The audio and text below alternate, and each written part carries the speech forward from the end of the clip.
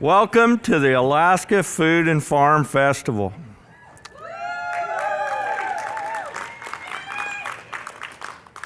This is so great. This collaboration of these different organizations. This is going to be a wonderful event. I hope you're here for the whole 3 days. I hope you find everything you want to learn, or every different breakout session you can get into and listen and learn and get involved. It's all about food security. That's why we're all here. We're either raising food or trying to find a good source for it here in the state, and this state certainly needs that, if anyone does. We are the final frontier, or the last frontier. I'm Scott Mugrage. I'm president of the Alaska Farm Bureau. This event started, this is our 3rd year here, kicking off this convention, and I believe this is the 7th convention for AFPC? Yes, sir. 7th, yep. We have looked forward to this collaboration for a long time. We have done this, our 3 years, we've done this with Western SARE from the very beginning, and we appreciate each and every cooperation, every booth that comes to the vendor show. It is the speakers that we fly in from all over around the country. This is a wonderful collaboration, and if you can't find something here that interests you, you're in the wrong place.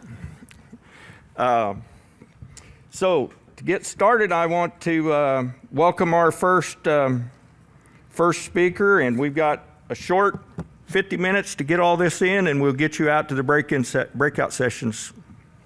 So I'm going to introduce Jessica Ross. Jessica is the Denali tribal member of the native village of Eklutna, vice chair of the Eklutna Tribal Health Board, and assistant professor in the College of Health at UAA, focusing on traditional healing practices and training health professionals on culturally responsive and trauma-informed approaches to healthcare. With that, welcome Jessica Ross.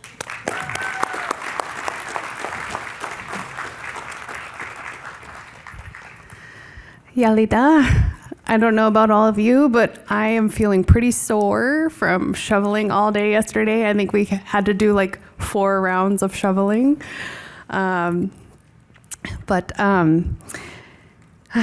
Jessica Ross Kalan, Julia Alex Satida Hila N, Julie Jones Shukta Hila N, Bill Jones Shatungta Ilan, James Ross Shikin Nilan, Jasmine Isaac Anthony Shiguya Itlan, Denaina Shigu Itlan Shati, Ichuhet Su Dihayatna Shigu Shigaya Kilanda, Nagadanenu, Chinanguninu.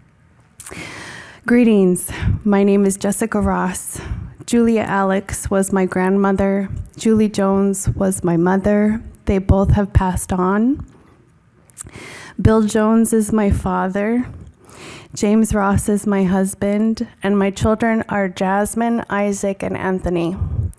We are Denaina, and Eklutna and Anchorage is our village. Welcome to Denaina country, and thank you so much for coming here today. It's an honor to be here to represent my people, the Upper Kukuna Denaina people from the native village of Eklutna, especially because I work in healthcare, and I frankly see you all as the most important healthcare professionals out there, because food is our medicine. What you do matters, because not only does food nourish our bodies and help us grow strong and healthy, but it also helps to prevent disease and heal from disease. So Chanan, from the bottom of my heart, Chanan, for the work that you do. And so with that, I would also like to leave you with a blessing that an elder shared with me. And that blessing is Yeti Hena Boge Yali Es Sadi, which means in anything that you do, may you do it well and in good health. Chanan. With that, I want to introduce our next partner organization and event sponsor here, and that is Casey Matney with the Western SARE organization.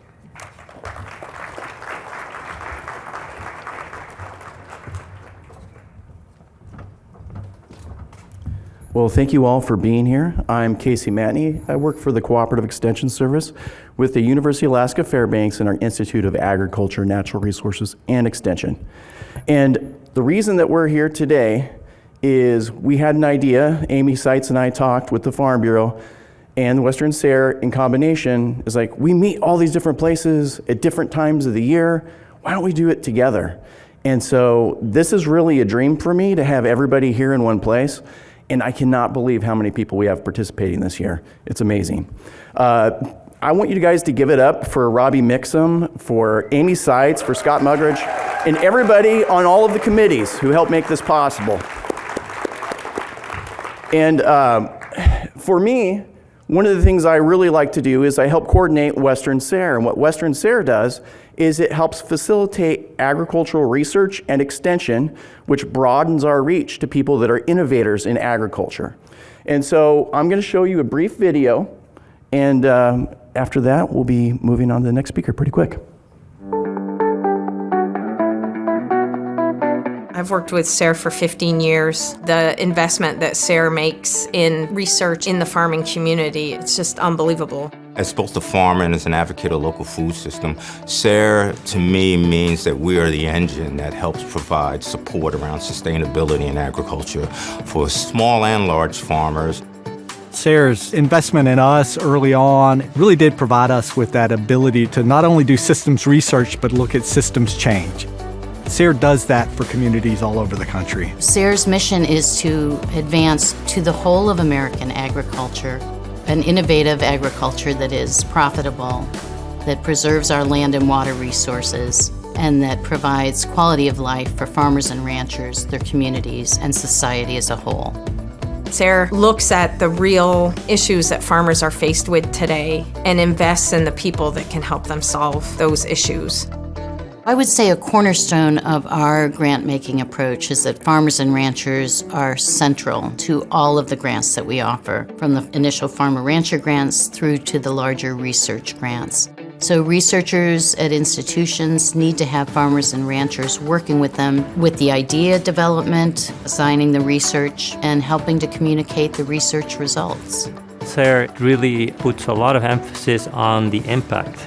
You need to show that your work is going to impact what's happening on the ground, what the farmers are doing in the field. Research does no good if it sits on a shelf. We have an education arm in SARE Outreach that makes a wealth of materials available online, based mostly on grant research.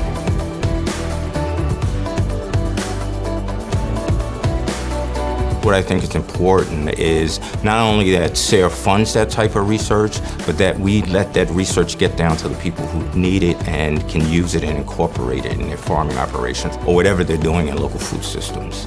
Opportunities that SARE provides was just night and day, because our farming methods after that grant have 100% changed. SARE was the little engine that got us started. My interest has been taking the innovative, cutting-edge work that SARE does to see how that could be integrated into what we do in the agribusiness world. One of the precepts of sustainability, and SARE especially, is that farmers learn from other farmers. Those growers are the ones that can tweak and understand and say, this really works this way. That's that sort of human interaction that passes through. It's what SARE was built upon. There is no one vision for sustainability in the United States. Every region, every farm has a different vision. Our job is to listen to farmers and listen to stakeholders in the region and give them back the information they need to make their own decisions about what's sustainable. I got into cattle business because I love it. My dad loved it. There is a personal satisfaction knowing that I'm making a lot of people healthy and happy with what I provide for them. Part of my goal has always been to keep farmers farming, to make sure they're thriving, and SARE helps me do that. SARE's core values are listening to farmers and ranchers and really getting a sense of what are the big challenges they're facing, whether that's pests and disease or soil conditioning or environmental issues in their community. Never being satisfied with just what those issues are today, but what will they be generation from now. So there's my plug for SARE. If you guys want more information, go to westernsare.org, or we've got a table out front here. And without further delay, I'd like to introduce Robbi Mixon to give her a little presentation. And she's with the Alaska Food Policy Council and one of the huge people that actually made all of this happen. So.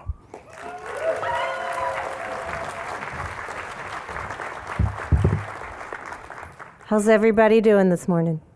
Woo-woo! Okay, so I am the Executive Director of the Alaska Food Policy Council.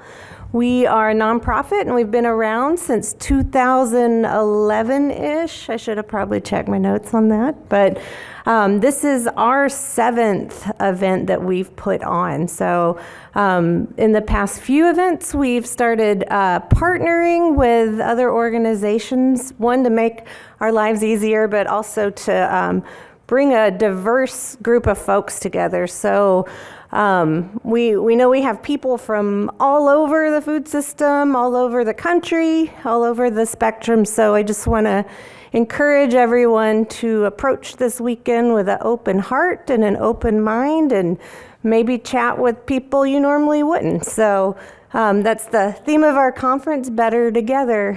I also want to acknowledge our huge planning committee. So if you were on the planning committee for this event, can you stand up?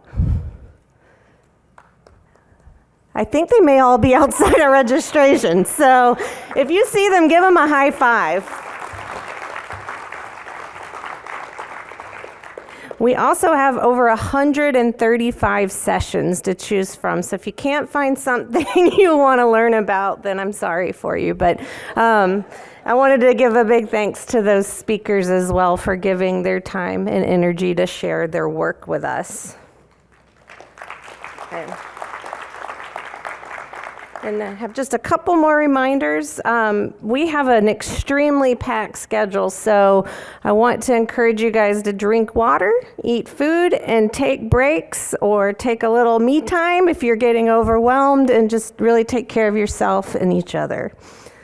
We also have a silent auction along the wall here, so check out those where the proceeds will be divided between our partner organizations, and then we'll have an outcry auction tomorrow at the banquet. Now we're going to move into some video greetings from our U.S. delegation. First, we're going to start with Senator Dan Sullivan. He was elected in 2014 to the U.S. Senate. He serves on critical committees critical to Alaska, like Armed Services, Commerce, Veterans Affairs, and Environment and Public Works. He is currently an infantry officer and colonel in the U.S. Marine Corps, and is the only member of the U.S. Senate still serving in the military. So we have a video greeting from him. Hello, Anchorage, and greetings from Washington, D.C., and thanks for allowing me to say a few words at the Alaska Food and Farm Festival. Thanks to Robbi for all you're doing to highlight our great abundance. And boy, you're right, we have incredible abundance. You know, this past summer, you may have seen Senator Murkowski and I were trying to bring up a lot of visitors, senators, generals, cabinet officials to Alaska to see our great, unique state firsthand.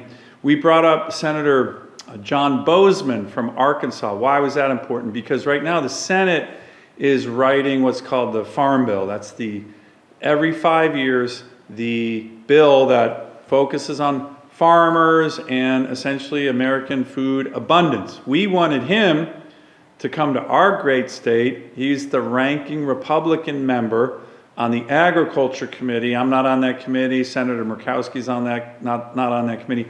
Congresswoman Peltola is not on that committee. To have a very important member of the Agriculture Committee come to our state and see all of our incredible food opportunities. So we took them all over to Kodiak, to the Matsu Valley, to the first day of the fair. By the way, you want to talk about abundance? It was an awesome, beautiful day.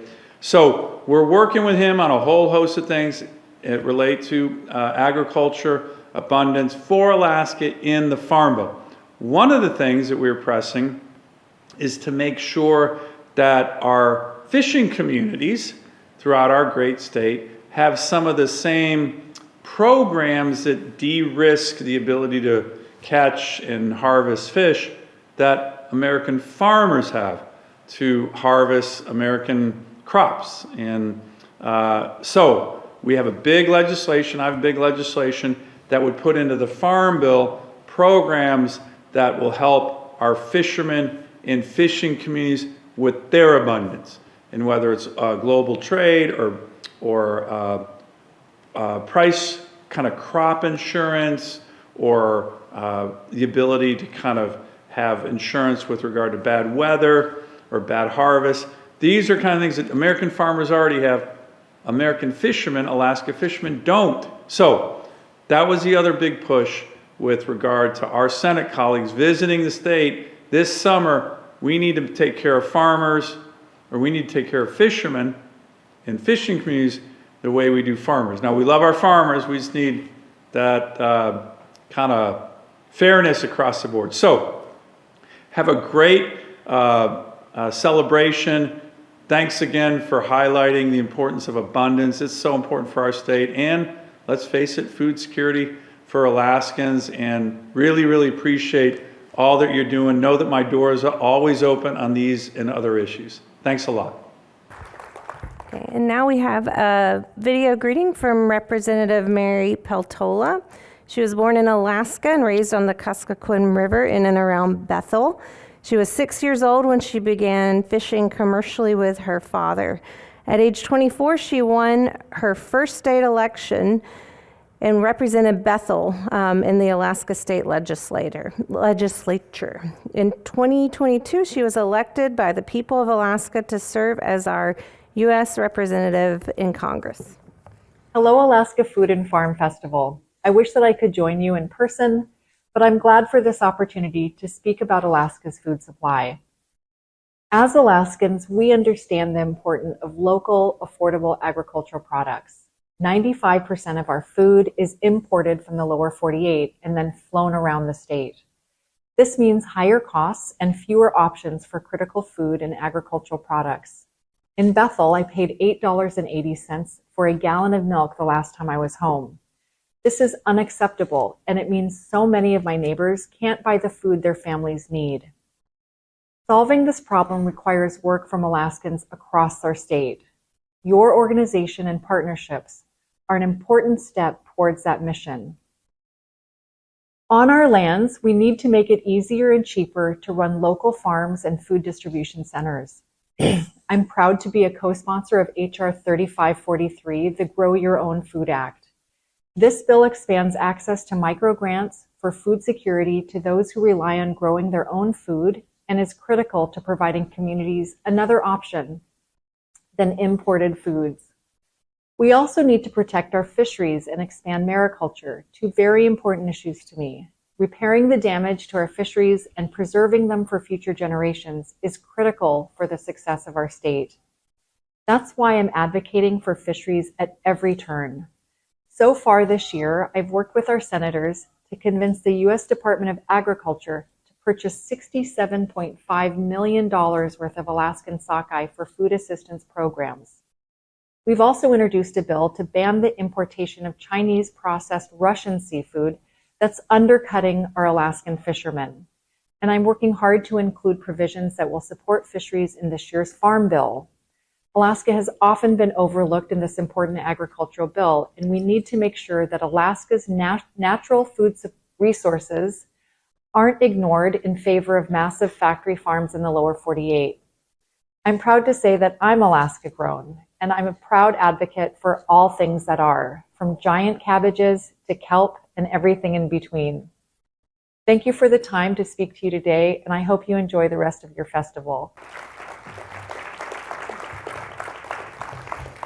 And now we have a greeting from Governor Mike Dunleavy. He has served as the governor of Alaska since 2018 and has been a supporter of improving food security across Alaska.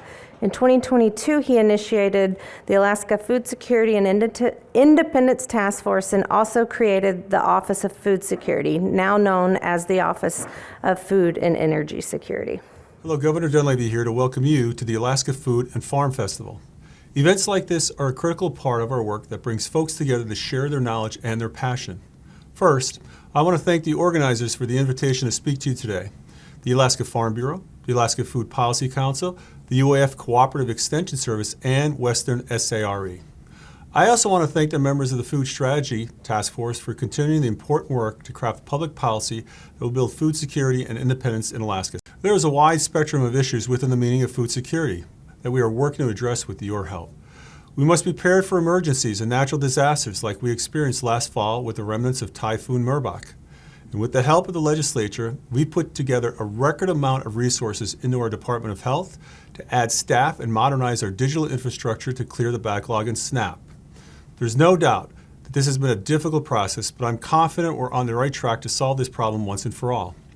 Beyond day-to-day needs and emergency preparedness, food security will also be achieved through increasing the amount of food we produce, the ability to store it, process it, and transport it to its final destination. We know we can grow grains, berries, fruits, and vegetables in all forms of protein here in Alaska. We just need to produce more of them from our abundant and clean lands and waters. So with your help, increasing our food production just won't build food security. It'll increase jobs for Alaskans, keep our dollars circulating within the state, and help out people to be healthier. In the coming legislative session, we'll be putting forward initiatives that we believe will lower risks for producers who want to scale up and increased resources for our Division of Agriculture to ensure we're providing the services you need. Alaska is blessed with abundant natural resources, but our greatest resources is our people. Our farmers and our ranchers are some of the best examples of that resource. We won't create food security overnight, but with the right combination of our people and policies, we'll build that Alaska for now and the next several generations. I look forward to talking with you all in person soon and wish you all the best for a successful event. So thank you for everything you're doing to build food security here in the great state of Alaska. Okay, we have one more video recording and then there are live people, I promise. So, Governor Dunleavy mentioned the task force and the continuation of the task force that's now made up of legislative members and people from all over the food system, and that is being led by Representative Shelley Hughes. She's a member of the Alaska State Senate representing District M, and we will have a listening session just after this if you want to come and find out what that task force has been doing. There's also a flyer in your swag bag that has a way for you to provide testimony, either written, call in, or there's a little scanning QR code. So there's lots of ways to provide testimony, but Representative Hughes will give us a little bit more information about that task force. Hello, Alaska Food and Farm Festival attendees. I'm Shelley Hughes, Senator from Palmer, Alaska, and I'm currently chairing the Alaska Food Strategy Task Force, which is a continuation of the Governor's Food Security Task Force last year. And we're seeking your input to increase food security in very tangible ways. Not only do we want to see more local products on our store shelves, but we want to help families, communities, households know more to grow their own gardens, do their own food preservation, fill those freezers. So you have three ways. There are sheets in your bag where you can write out your comments and submit them. There's also a website there, a QR code, so you can go online and type in your comments. And lastly, and very importantly, Friday morning at 10:45 is a session where you can give your testimony verbally in person before the executive board of this Food Strategy Task Force. Some of us will be zooming in. It's a task force of 36 members, so we've got a lot of expertise, but you know what? At this conference is a lot of expertise, so we really covet hearing from you, and we hope you weigh in. The online portal will close November 17th, so you've got a week if you don't do it this weekend to let us know your thoughts on our 3 focus areas for this year, because we're taking things to Juneau and going to try to get things done during the legislative session. So with that, we look forward to hearing your input. Thank you. Okay, now for some real live people. We have Amy Pettit. She was appointed by the Biden administration to serve as the state executive director with the USDA Farm Service Agency in 2022. She's originally from Oregon and has raised premier beef cattle for over 100 years. She's not 100, I think that's her family, so we should edit our copy. Sorry, Amy. You look good for 100. She has a BS in agricultural business management from Oregon State University and was previously served as the executive director of the Alaska Farmland Trust and was a founding member of the Alaska Food Policy Council and also the Alaska Farmers Market Association.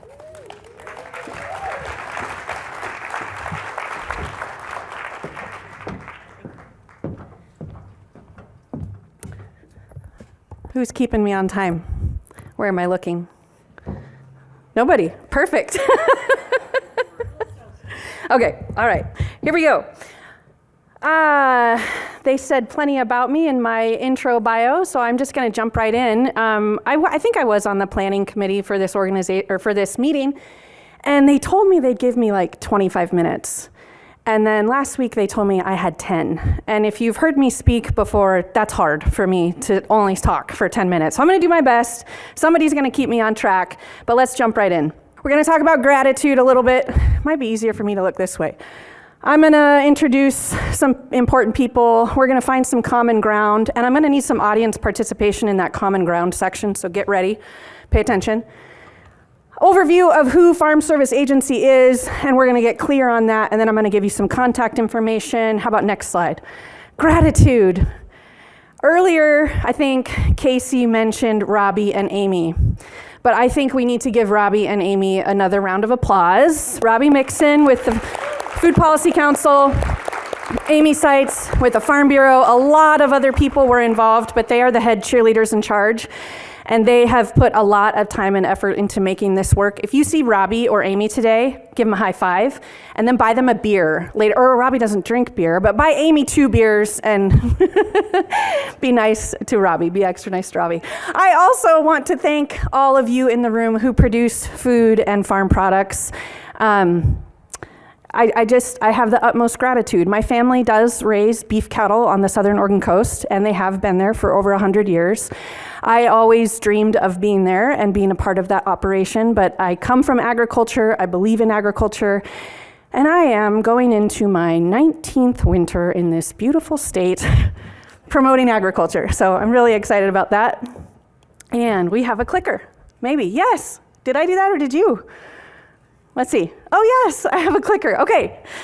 Jessica did this very beautifully. She introduced her people with her words. I like to include pictures. A wise woman that I sat in and listened to once brought this so clear to me that we all walk through this life and we have people that are with us all the time, whether they're right beside us or not, and they make us who we are. And these are my people. In the upper right-hand corner, that's little Amy. She's 9 years old. That's her pony, Sparky, worst animal on the planet. I'm glad that she is no longer with us. She taught me a lot, though. If you think that I'm stubborn, it's Sparky's fault. On the bottom right are my lovely parents, Mike and Mary Knapp. Both of them are passed on, passed over, passed through this life, but they are with me every single day. And another wise woman once said that you're not really dead until someone says your name for the last time.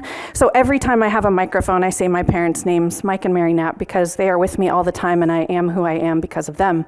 In the middle is my rock star senior daughter, which I just had to include this because some of you remember I was at a vegetable producers conference, and I was very, very pregnant with her 18 years ago. So she's a senior this year. She's a total blankety blank stud. I really love that kid. That's Abby Jane. The lower left-hand picture is my other daughter, Lila Mae, and our new addition, Willie Nelson, does the laser work. That's Willie Nelson. If you want to hear a really horrific story about dogs, ask me later. I'm not going to use up any time about that, but Willie Nelson gave me, it's awful. It's really bad. And in the upper left-hand corner is my person, Jesse. He lives on the beach down in Oregon, and we've been doing this long-distance thing for about 5 years, and it's working really well. Some of you might have met him last year. But these are the people that I carry with me every single day, make me who I am, the reasons that I'm here in Alaska, and the reasons that I rally the way that I do. Let's find some common ground, and this is the audience participation portion, and I'm going to take a picture. I need you to hold your hand up if you can answer this question with a yes. Raise your hand if you love food and farmers. Yeah. I thought I would get everyone to raise their hand. Yay, and I got a picture. I have evidence. We are all here for that reason, right? We either work in food and agriculture or farming and agriculture, or we are passionate about it. We're all champions for the same mission. And I just want to bring us back to that table sometimes, because there might be things that divide us or separate us, but the real reason that we are all here is food and farming and agriculture, food security, food insecurity. It's all tied back to food, and we all have to eat every single day, and most of us really enjoy it. So just remember that as we go through, kind of like Robbi said, we're in this together. What's the theme again? Better together, and we're all cheering for the same team for the next couple of days. All right, now, the meat and potatoes of the Farm Service Agency, the organization that I lead. I didn't really realize this before I took this job, but you could divide the Farm Service Agency into two categories, farm programs and farm loans. I always kind of thought of the Farm Service Agency as a lending organization, but we have two. We have the programs and we have the loans. So I want to make sure that's really clear to everyone. How many of you don't have to raise your hand, maybe you can just give me a nod, maybe you don't want to admit that you participate in this program, but the Reimbursement Transportation Program, RTCP, I hope so many of you are benefiting from that program. It's up to $8,000 to reimburse you for your cost of doing business in Alaska. Period. Full stop. It's a farm bill program. We're hopeful that that increase, that limit of $8,000 is increased with the next farm bill. When Senator Bozeman was here, Senator Sullivan mentioned that. He heard from a number of farmers, and every single farmer that had the opportunity to talk to Senator Bozeman mentioned, you got to increase the limit on the Reimbursement Transportation Cost Program. That program was designed to level the playing field of doing business in Alaska. Raise your hand if $8,000 levels the playing field.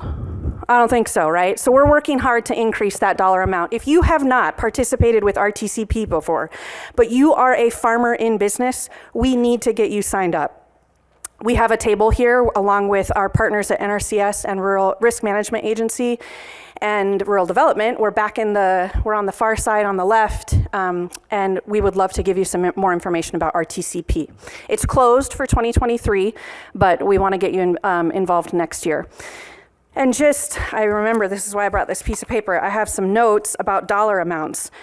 Just in 21 and 22, we don't have our 2023 total, but in 21 and 22, RTCP infused over $1 million into Alaska.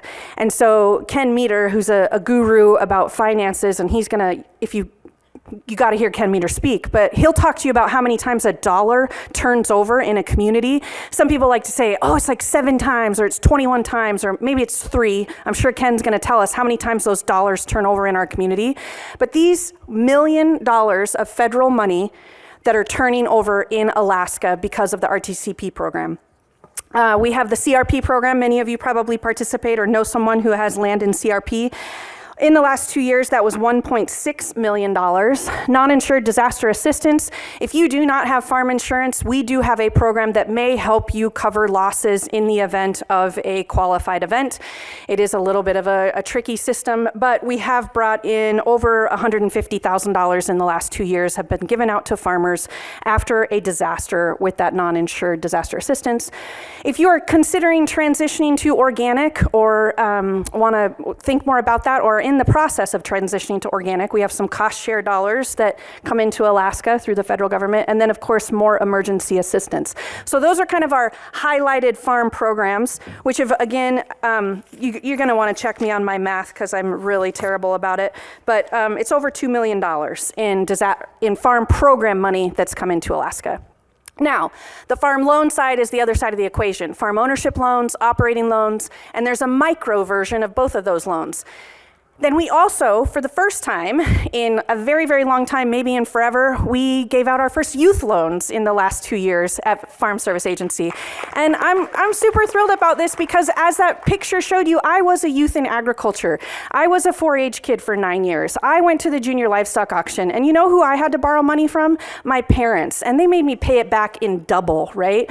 Farm Service Agency doesn't do that to you. We're not gonna make you pay back in double, and we're currently working with the State Division of Agriculture, creatively thinking about a way that if a youth has a loan with us, when they are finished with their project, if they've been successful, maybe the Division of Ag is gonna kick in a little bit of money to help them pay off their loan faster, because we think that would be a good use of funds, right? So again, just in wrapping up, let's see, what's my total? $1.6 million in loans just in the last 2 years that Farm Service Agency has given out. So that's kind of an overview of who we are. We're farm programs, we're farm loans. Okay, I'm the state executive director, as previously mentioned. I want you to understand from this next couple of slides that Farm Service Agency is kind of embedded in the community. We're not just a couple of offices throughout the state. Because maybe you don't feel comfortable coming and talking to me. I'm not sure why. I mean, I've connected with you here right now. You know that I like horses and cows, and I have a golden doodle and 2 daughters. There's lots of reasons that we could share. But there's other people that you can talk to. We have a state committee in Alaska who helps influence and advise me. They are Kelly Foreman from Kodiak. Is she in the room today? Kelly, maybe? No? She's outside. She's working. She's always working. That woman works. We have Christine St. Pierre, who I can see right over here. She's from Fairbanks. So if you're a Fairbanks farmer and you want to learn more, you can talk to Christine. And we have Ann Krin-Kell from Palmer. I'm not sure if Ann Krin is, no, she's in Oregon. She's one of my fellow Oregonians. She's got 2 daughters a daughter down at Oregon State down there. Anyway, those are the state committee members. Our state office includes Erin Sturdivant, who's our chief. She's a total rock star. Erin knows a lot about Farm Service Agency and can help you. Shelby Johnson, our executive officer, both of them will be here Saturday and Sunday giving presentations and helping at our booth. We've got Debbie White, who's a loan specialist. She's actually located in our Delta Junction office, and we have an opening right now. I came to this position in March of 2022, and in the previous 3 years, we had never been a full team. We're still not a full team, but we're down to 1 vacancy, so that feels really good. We have got an office in Delta Junction. That's Robert Garcia and Liz Randall, and they have a county committee that influences, advises, and actually supervises them. That's Becky Hammond, Steve Helkin, and Matt Bates. And our Southern Region office is Hazen Kazaks and Chris Dickinson. I think Chris is here, but I think he's over there manning the table. But Chris is a rock star program technician, a key program technician. Chris has been in Alaska, I think like 18 years. And if you have an RTCP question, Chris can answer it. He really knows that program inside and out. And so I want to make sure that you stop by the booth and chat with him if you have any questions. That Southern Region office is also influenced by a county committee. Now, I'm saying all these words and you're thinking, man, she talks fast and has a lot to say and it doesn't really matter to me. But here's where it can matter. If you want to get involved with FSA and the services and the programs that we provide, this is a way that farmers can influence FSA, and that's through our county committee system. All across the country, every single county has a county committee that works with the Farm Service Agency office in that county to influence programs and make decisions. So it's a way for you to get involved if you're so inclined. The Southern County is represented by Janet Dinwiddie, Rita Jo Schultz, who's in the room, I'm sure. Rita Jo, back in the back, yep, from Homer. Janet Dinwiddie is from Palmer, and Abby Allah is from the Kenai Peninsula. So another way that you can reach us if you're so inclined, if you want to learn more about our programs. Okay, another round of gratitude. Robbi, you're a total rock star. Amy Seitz, where are you? I want to make eye contact with Amy. And I can't because she's not here. How about the other Amy? Where's Scott? He's sometimes known as the other Amy. Anyway, I really hope that you'll take the time to say thank you to the folks that put on this show. It's a big show. It's a big dance. This is the biggest that it's ever been, and I think it's getting kicked off in a great way. So be sure and thank the folks that made it happen. I hope I gave you a clear overview of who the Farm Service Agency is and connected with you a little bit, so maybe we can chat later, or you can chat with someone on my team if you're so inclined. And our contact information is really easy to find if you Google Farm Service Farm Service Agency Alaska, or you stop by the table. But I'm not going to put it up here because nobody's like going to take a picture, right? So, but you know how to get a hold of us. I hope you will if you have a program or loan need. I'm Amy Pettit, your State Executive Director. Happy to be here. Thanks for having me.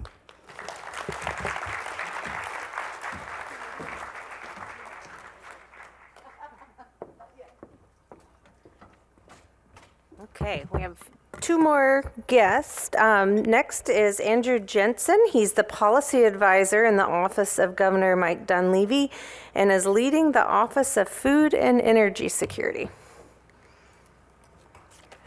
Come on up.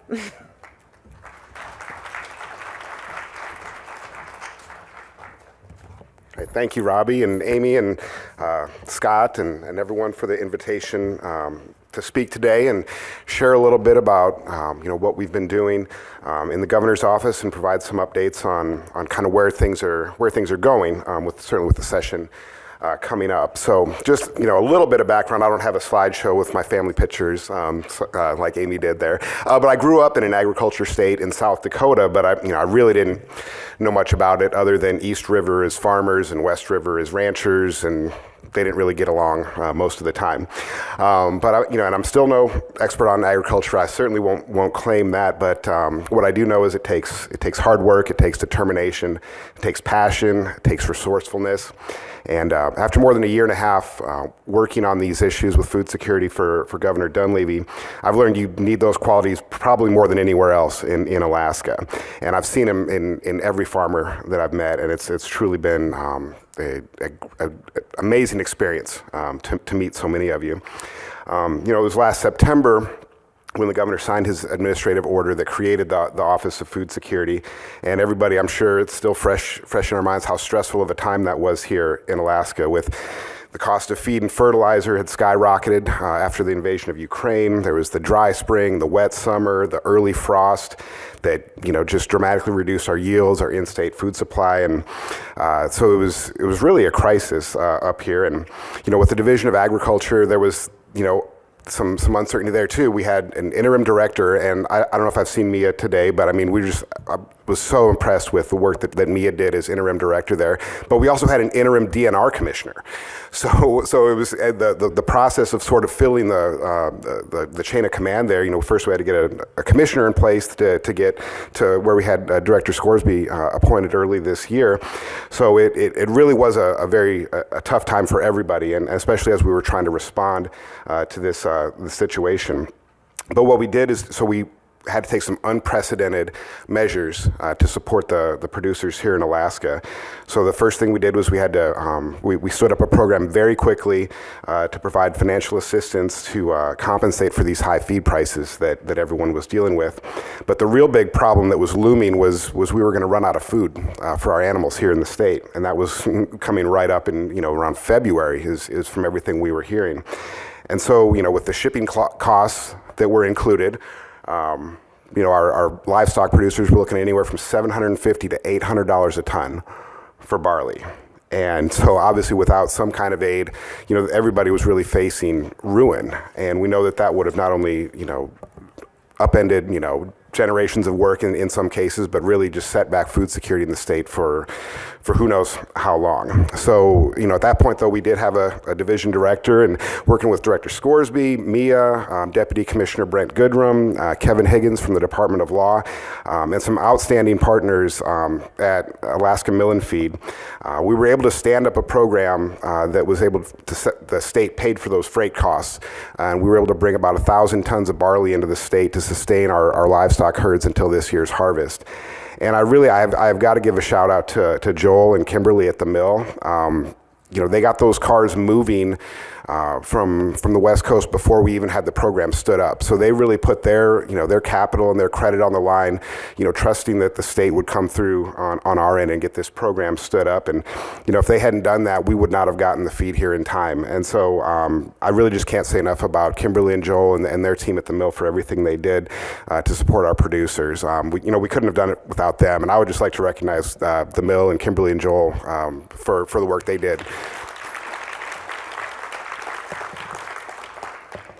And, you know, at the same time we were taking these really unprecedented measures, you know, to deal with the crisis, we recognized they were far from perfect. Kimberly can certainly attest to the fact as we were trying to get that program started. They weren't perfect, and we knew they had to be temporary. We had to build up some policies and work on policies that would build resilience in our food system so that we can be prepared and ready to deal with something like the weather events that we had last year. And, you know, one of the main things the state can do is to help with infrastructure. And so there was $3 million in this year's capital budget to build out three-phase power in the Delta region. You know, I think the first conversation I had with Jodie and three-phase power at Nenana came up, and she brought it to my attention that Delta still didn't have three-phase power everywhere. And so that was something that we were able to get into the budget at a time when oil prices went down and a lot of projects got cut. But that project, that funding did make it through, and it's well underway. You know, the lines and the poles are getting run to the co-op, to, you know, up and down, like I think Sawmill Road and those areas. We're getting the infrastructure in place to get people off diesel-generated power, lower their input costs. And, you know, even a business like Big Delta Brewing, I got a call from Golden Valley last week, and they had reached out to him because they would like to expand their business. And he was, you know, sharing to me about how they, you know, they're working with farmers, you know, on malting barley. They buy the livestock that's grown up there, and the spent grain is even turned back around into a feed product. And he was asking, you know, does this qualify for the program? And I said, I think it really does. And this was about a $100,000 project that the state is going to fund, and then that's $100,000 that Big Delta Brewing doesn't have to pay to invest in their business. So I mean, I think I'm excited about that project and what that can do, and I think it's a good example of what the state can do to help build up infrastructure in the state to allow the private sector to do what they want to do and to expand and go take it as far as they want to go. So when we're looking ahead to the upcoming session, I know there's some sheets on the table with some ideas for comment on public policy. What you're going to see from the Dunleavy administration is policy proposals that are intended to reduce the barriers, reduce risks for the producers who want to expand and build this increased food security for their fellow Alaskans. So, you know, we've learned from the past the state can't do this on their own. The state's not good at running a dairy. The state's not good at running a slaughterhouse. We need the private sector to do these things. And, you know, in the past year and a half, I've heard just, you know, endless versions or variations of these different kind of chicken and egg problems where farmers, you know, won't grow more feed because they don't have a customer to sell to. And then the livestock owners won't increase their herds because there's not enough feed in the state to supply them. And then the processing plants can't upgrade their equipment because there's not enough animals coming through. So we have all these kind of things where we kind of muddle along at the status quo, and then we see kind of the results of that last year where only growing just enough for the customers you have can leave you in a real pinch when the weather doesn't cooperate. So the policy proposals that you're going to see come forward, you know, are really intended to try to address these issues by trying to pull a few levers at once to de-risk production of food in Alaska. And those revolve around sort of a common objective of de-risking with access to capital, access to markets, and access to crop insurance, to name a few. And so through tools like the Agriculture Revolving Loan Fund, the purchasing power of the state, we do have a purchase requirement in state statute that applies not only to state agencies, but anybody who receives state money, and that includes school districts and it includes local governments. There we go. But yeah, so also we have, I guess somebody's a fan of that. So, but you know, we do have that policy's on the books. And so I think that there's some things we can do to expand that purchasing power that the state has, and to purchase and to provide those markets for producers so they know if they produce a certain amount of food that they're going to have someone they can sell it to. We're also, you know, the feed grain reserve and state support for crop insurance premiums. So the goal is to create an environment with less risk and more upside. And I know that Senator Hughes and that group that's working with the Food Strategy Task Force is going to be bringing forward some policy proposals of its own during the upcoming session. And just for those of you, I know this is an important issue, but for those of you who would like to see Alaska have a Department of Agriculture, for this administration, it's not a question of if, it's a question of when.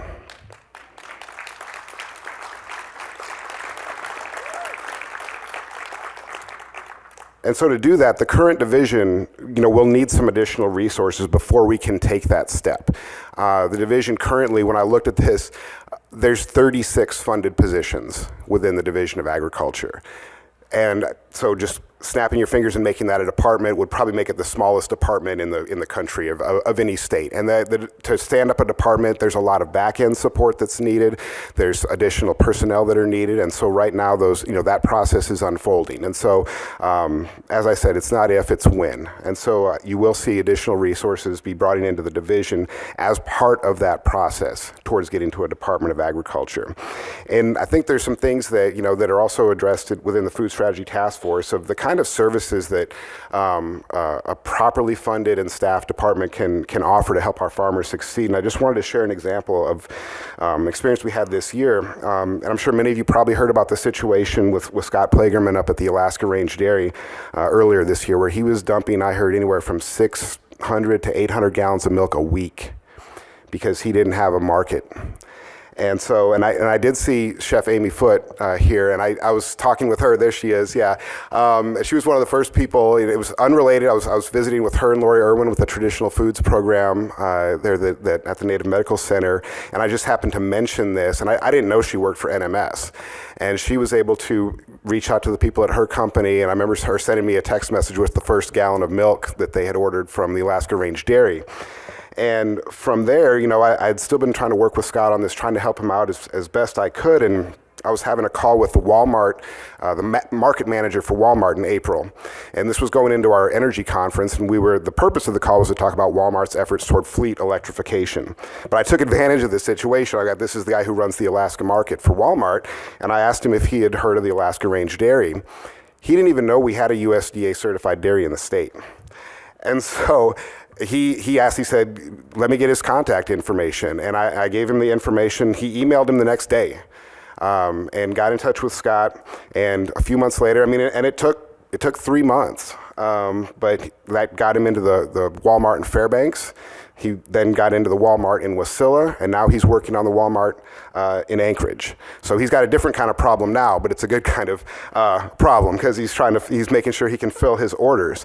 And all the credit for that goes to Scott. Anybody who's seen his operation, it's an amazing operation what he's done up there, and he was prepared to jump through all the hoops that it takes to get into corporate retail.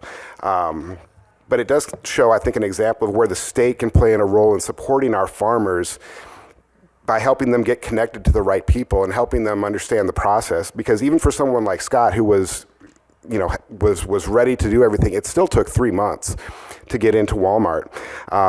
But farmers who want to expand their markets, I think this is the kind of service that we can institutionalize at the state level to be that gateway between the producer who wants to get into the corporate retail space and the state who can help make that happen and help navigate that process. And just finally, I want to share an experience I had earlier this year that really guides the way I approach this work. The governor had asked me to come out to the state fair and sit with him at the livestock auction at the fair. And that was I'd never actually done that before. I've lived here since 2010, but I'd never gone to the livestock auction, and that was just a really inspiring experience to see all these young people who really can be the future farmers of Alaska. And so it really kind of brought home to me that our job in this administration is to make sure that they see that there's a future in farming in Alaska. And that's my job. That's the governor's top priority, is to ensure that we have the policies in place, that we have the infrastructure in place so that those young people can see that future in farming. And I've really enjoyed this work over the past year and a half, getting to know, the folks like Jodie and Amy and Robbi and the director and all the different farmers in this state that are working so hard, really against all odds. And I'm looking forward to continuing that work to make sure that not only that you guys are set up for success, but that those next generations are set up for success. So thank you once again for having me here today.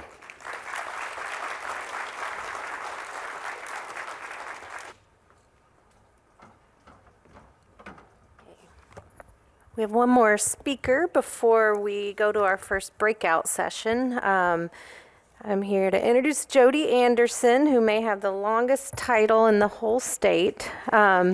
She is the director of the University of Alaska Fairbanks Institute of Agriculture, Natural Resources, and Extension. She is a soil scientist, whose personal life has shaped her passion for the mission of the land-grant university. Henri, I think I said that right, contains the Alaska Farm Experimental Stations of Fairbanks and Palmer, Cooperative Extension Service programming areas of home, health, and family development, agriculture, horticulture, and the mining and petroleum training service. Jodie is also a board member of the Alaska Farmers Market Association.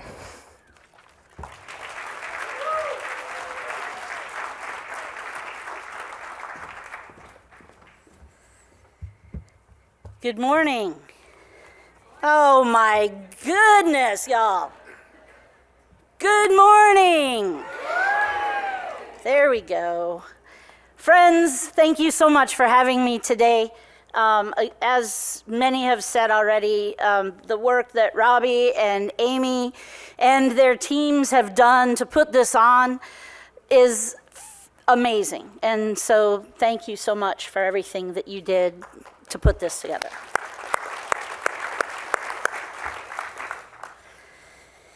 My name is Jodie Anderson. I live in Palmer and have lived in Palmer for 20 years.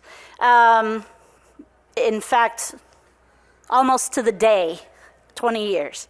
I am so excited to be with you here in this space with like-minded folks, because we're all here to improve Alaskans' lives. That's so powerful.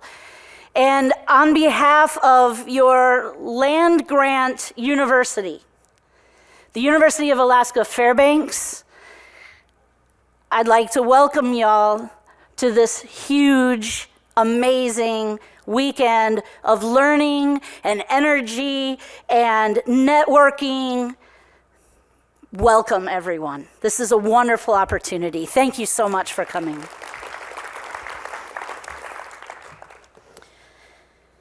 So, the University of Alaska Fairbanks is the land-grant university. And by the way, I'm standing in front of one of the most beautiful places in Alaska.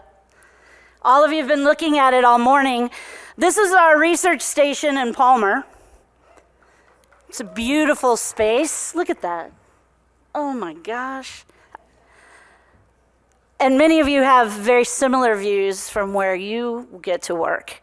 And that's one of the things that makes us so lucky here in this state, of this amazing beauty that's behind me and that surrounds all of us. The most exciting thing that I get to do today, however, is to give you an update on what's happening within our institute at the University of Alaska Fairbanks. And so I'm going to spend just a little time sharing with you some information about who we are, what we do, and then I've got some kind of big announcements that I'm very excited to share with all of y'all. So I'll save those to the end to keep you awake. Cool. So, as an educator, we always have to show something, right, that you can look at while we talk and you can learn from.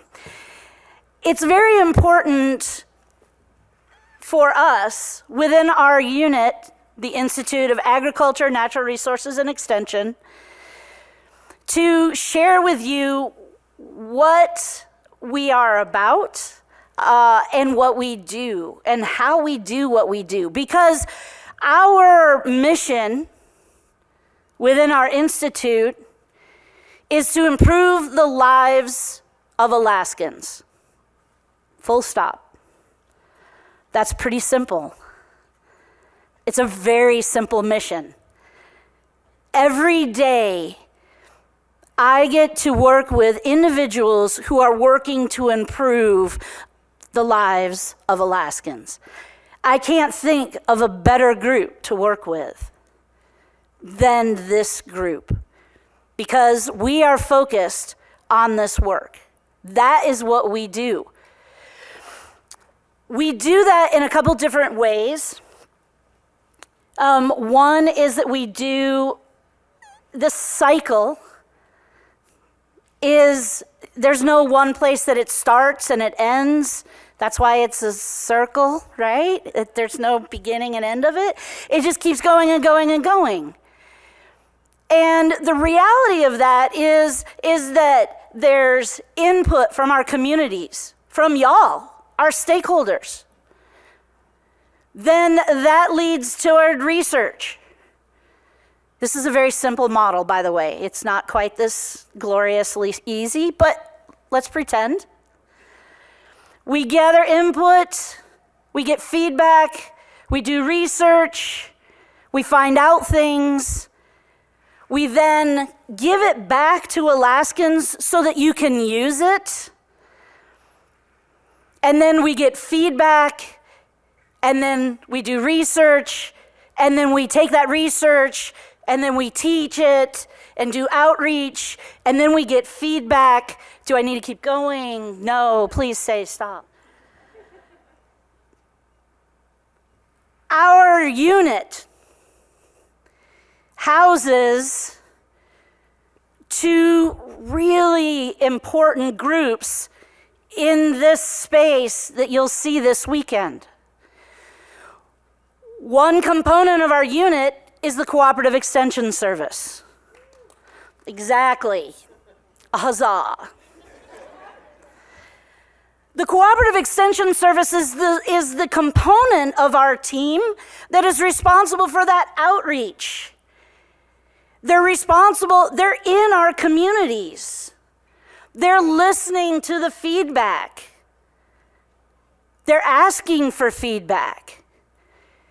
And they're delivering that information back to Alaskans to improve their lives. That's the Cooperative Extension Service. I was kind of bummed when I saw his last of the beginning welcomer speech, and I thought, gosh darn it, Robbi, what did I do to you to put me at the bottom of this pile of really cool people? And then I realized when I was listening, oh, Robbi, you are so brilliant to put me at the bottom, because you have all heard about the work that our unit does. Andrew just told you about the livestock auction. 4-H. That's Cooperative Extension Service.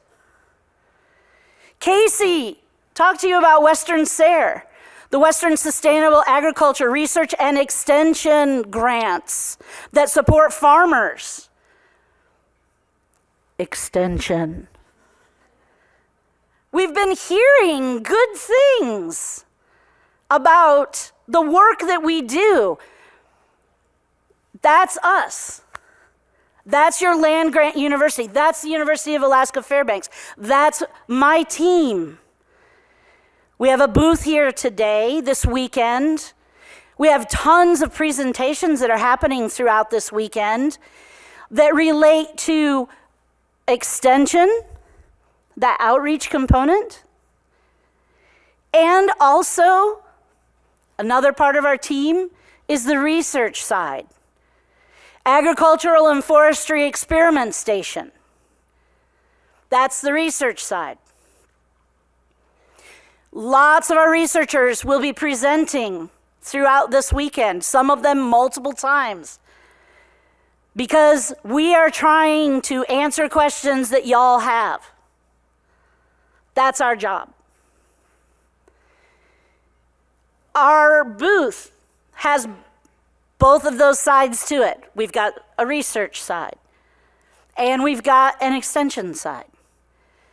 Come visit, talk to us, ask questions, leave questions.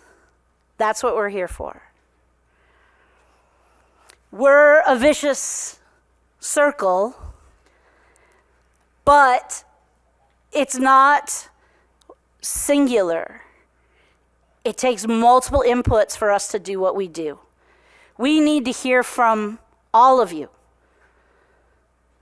You have to help guide us in our direction. Your lives are the ones we are working to improve. And it makes me full every day knowing that my team is working to improve Alaskans' lives. And it's amazing. We are all over the state. We're not housed just in Fairbanks or just in Palmer. We have research stations in 4 locations around the state. We're working with producers in the Southeast.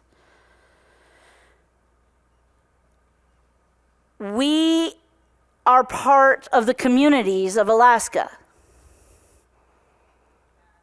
And that's huge. That's huge. Because that means that we have people who live in our communities as part of the University of Alaska Fairbanks. You have direct input to the university. And that's through us. And so talk to us. Let us know what we can do to help you. I want to tell you about some amazing investments that are happening around the state. Currently, we have maritime outreach down in Southeast. Yes, one of our agents on her own boat goes from community to community to teach extension work. And it was because during COVID, a lot of the communities in Southeast couldn't get internet connectivity well. I mean, that's not just because of COVID, that's all the time. And they needed outreach, they needed that help. They needed to learn about food preservation, safety, all of these things. So our agent was like, well, I have a boat, I'll go do that. That's happening in Alaska. We have 4-H that happens around the state. And I will tell you that our Bethel and our Dillingham 4-H programs are thriving right now. Bethel and Dillingham. It's amazing what's going on out there. We're reinvesting in Nome with a faculty position, and we're starting our extension back up in the Nome area. And we're very happy to be there. Yes, woo, that's awesome. By the way, that faculty member also works with reindeer herders. That's her big push, big push. Our tribe extension program is working with Rural Cap to reach communities all over the state, not just the road system, but everywhere across the state. And there will be a presentation on that. Look it up, go to it, it's awesome. We've got variety trials, vegetable variety trials happening in Fairbanks and in Palmer and in, I got the 5 minutes. And we've got connections down in Southeast where we're working on these. Because the broccoli that grows really well in Fairbanks isn't the right one for Palmer or Kenai or Juneau. And so that work is happening across the state. We're doing barley trials. Yes, lots of barley. In fact, malting barley. Yeah, because we've heard from our breweries. Not that I'm there a lot and I talk to them, but we've heard from our breweries that they really want to buy Alaska grown, but we can't deliver the malting barley. It's a varietal issue. So we have a scientist right now, our plant breeder is working on that. He'll be presenting tomorrow. Drink beer, save farms. Thank you, Pettit. You got it. We are working on developing partnerships. That's what we're working on. We are working on collaborating and really trying to connect to more than just ourselves. And so what does that look like? I'm going to share with you the most awesome thing. And I'm going to do this because it's going to kill him. And I love this. Phil Kaspari, stand up. Everyone give Phil a hand. You don't know why, just do it. Just do it. This man right here is our ag agent in Delta Junction. And one day he calls me on my cell phone and says, what do you think about us maybe asking for some help? Heck yeah, Phil. I'd love some help. And Phil said, well, I'm going to talk to Delta Salcha Soil Water Conservation District because weeds are a huge issue for us in Delta, and we don't have a weed scientist at the university to help us. So let's see if they can kick in. Phil, with the work that he has done, I'm announcing today that we are now partnering with the Delta Soil Water Conservation District, who are investing in us to hire a weed scientist, a researcher to work on the weed issues in Delta that will also radiate to the state of Alaska, and they'll be funding it for 3 years.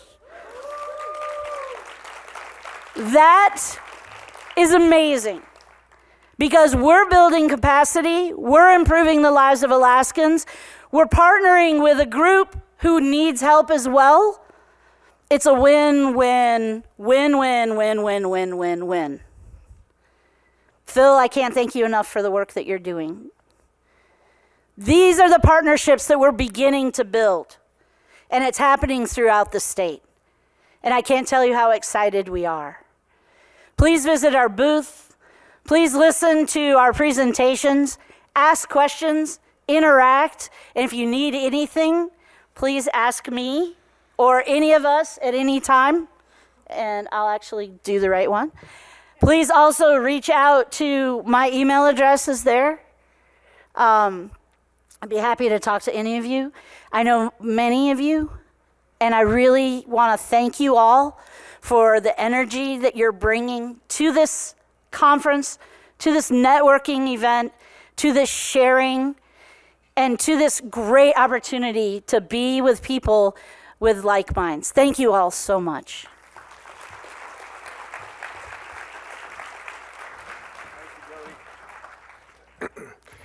All right. Was that not a wonderful set of speakers to start things off today? I want to express the apologies given to us. Commissioner Boyle is not going to be able to make it this morning, and weather-related circumstances and stuff, and just wanted to pass that on and appreciate him for wanting to be here and planning to be here and just not able.